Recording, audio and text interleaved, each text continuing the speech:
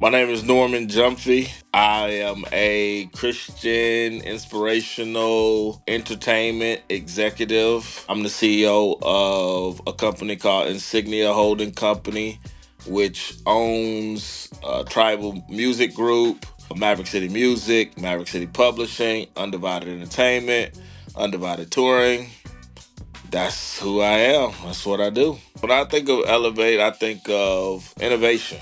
I think of making things better, taking them to another level. I think of expansion and higher. That's what comes to mind for me. I came into a community that was probably 20 years behind mainstream, what I would consider digital media, digital marketing. What we've done over the past 5 to 7 years is we've reintroduced touring, empowered independent artists through distribution.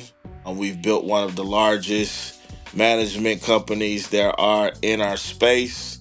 And at the same token, we've really broadened the access for minority writers onto not only the gospel but Christian music and mainstream music charts. And so when I think about how me and the team have elevated the community that I work in, I employ majority minorities, 50 plus currently. When we're touring, that number gets north of 150 to 200. We provide them with career opportunities. We provide artists with revenue to take care of their families.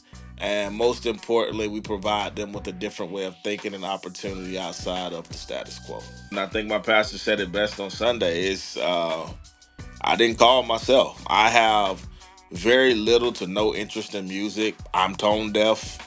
I couldn't tell you the difference between G and B flat if my life depended on it. But I have a requisite set of skills, blessed to be an elite problem solver. And so my sister married an amazing guy named Travis Green. And my nephew, he was born prematurely. And so there was a song that my brother-in-law wrote called Made Away. And when I saw how the song was matriculating in the market, I think it had been the number one song for a couple of weeks and they didn't have a video.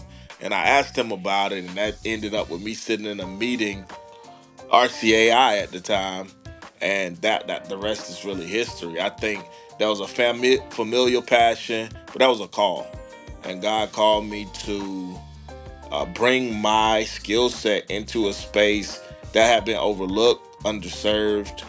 And as you stated, I don't know that I would say it that boldly. I think that's an amazing compliment. But a lot of people have noticed that. I've received job offers from every mainstream organization that you could think of. And so I really do see this as a call. I often tell my clients that, like, bro, I'm not here to take anything from you. I can work anywhere I want. This is a call for me.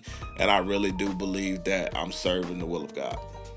Oftentimes, you speak of no not being the answer for me because I don't see no as an option. I'm always looking for solutions. So that one thing minimizes stress. I also believe that if I was called to this, that it's going to work. I actually had one of my business partners say to me the other day that I've never had instant. He said to me that in no business or relationship has he had instant return on investment. And my response to him was, I've never not had instant return on investment. When it came to touring, when it came to Maverick, when it came to publishing, when it came to working with Travis, Kiera, JJ Harrison, me and Walter partnering up every single time that I've launched out into a new area, the return was instant because I don't believe it was me launching. I didn't want anything from it. I was just following the will of God. And so in that, of course, you have the struggles of pride and saying, like, look what I did. But I think my main thing in keeping my stress levels low is, like I said to you in the beginning, this isn't my dream. My dream was probably to be a sports agent or an amazing lawyer somewhere, a tech entrepreneur. So I don't have what a lot of music executives have, which is this, it has to be this way, over accommodating nature as it pertains to the music that I work with. Because to me, I'm a consumer of music, not a creator of music. And so I think I approach it from a different perspective. I'm not I'm not I don't hold them. I don't hold it that tight. The audience will tell us what they like and what they don't like. If my client really believes in it, I push it, but I don't take it personal. That's what I'm really trying to get at. It's not personal. If something doesn't work well, it's just you try. We need to find a different way of presenting this so that the results that we hope happen will happen. So I'm just constantly churning, constantly testing, constantly checking my assumptions and seeing if they hold up. So that keeps my stress low. I think two things that happen for me that are just unique is I did a few years of high school on the continent of Africa. And then from that, I went to Howard. And so I think a lot of the times in the United States of America specifically, you find yourselves in environments where you're the minority and you can face disenfranchisement, you can face stereotypes, you can face flat out racism. Because I did a few years of high school in Africa, everyone looked like me, everyone was me. Excelling was based primarily on what I did. And then when you go to an HBCU, I went to Howard, you don't have the caveat of, oh, I'm being held back because of this, I'm being held back because of that. You have to excel on merit alone. And not to say people at PWIs don't have that, but I do believe that a lot of people that grow up and look like me feel like in minority Caucasian institutions, they have to work twice as hard to get half as much. And so I think one of the things that is really important for me culturally and how I was shaped is that because I'm African, and then because I went to a HBCU, in the formative years of me matriculating, I had to achieve based on merit with a ton of people that look like me.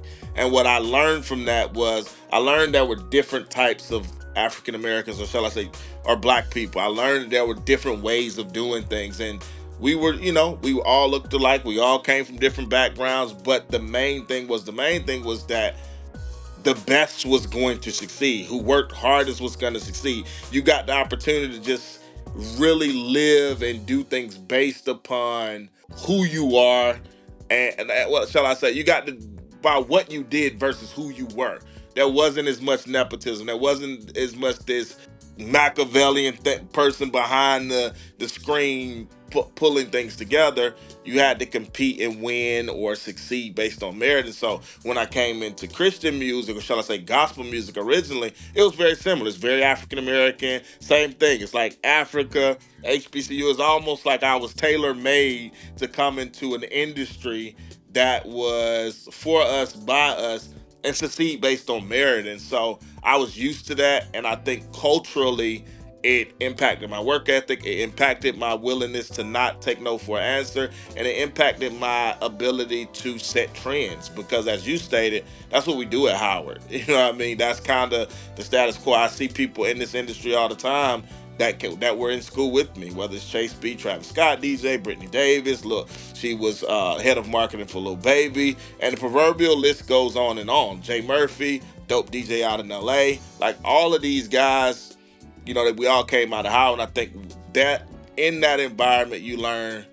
success is based on what you do, not who you are. And so that's really taught me a lot, and I think culturally it helped me in this space. My brother-in-law, he wrote an amazing song called Intentional. It was his first major hit, and it was based on the scripture Romans 8:28. All things work together for the good of those that love the Lord and are called according to his purpose. Like, that's often my meditation, because on this journey of life, there'll be ups, there'll be downs, there'll be high seasons, there'll be valley seasons, but all of that works together. Like, when I look at my life today, I'm a Grammy Award winning producer, ironically. But my skill set that comes from is my ability to problem solve. My ability in finance comes from what I did in college, and I've had some shortcomings in each of those areas. But what I've seen God do is make it all work together for the good of those that love him and are called according to his purpose. So it's all worked together positively for me, my high moments, my low moments, and that is my scripture. Man, we had a lot coming up, especially in the touring and music space. We have Reunion coming back, a reunion tour, Kurt, Clark Sisters, Yolanda Adams, Fred Hammond, Marvin Sapp. We got Maverick City going on tour. It's gonna be Maverick, Tasha, Jay Walkers, Tim Godfrey, and Sam Rivera. We have I'm building out right now production company to get more entrenched in the content. We got a Maverick album coming, Naomi album coming, Chandler album coming, and then we're getting deeper. A Bobby Storm album coming, and that is my homegirl that was on the plane with the flight attendant that was hating. But we love her deeply here over in the Tribal City camp. We got It's Time tour with Kiara, Naomi, Wande, and Corinne, and just more collaboration. I mean, my hallmark in this space right now is collaboration always wins, and so that's what we're saying. We got some dope collaborations coming with more artists. So that's what you can always expect from us. Is collaboration, bringing people together, bringing artists together that wouldn't otherwise do things together or haven't frequently, and continuing to grow inspirational music for the kingdom. This is Noraman Gyamfi, and you're tuned in to Elevate.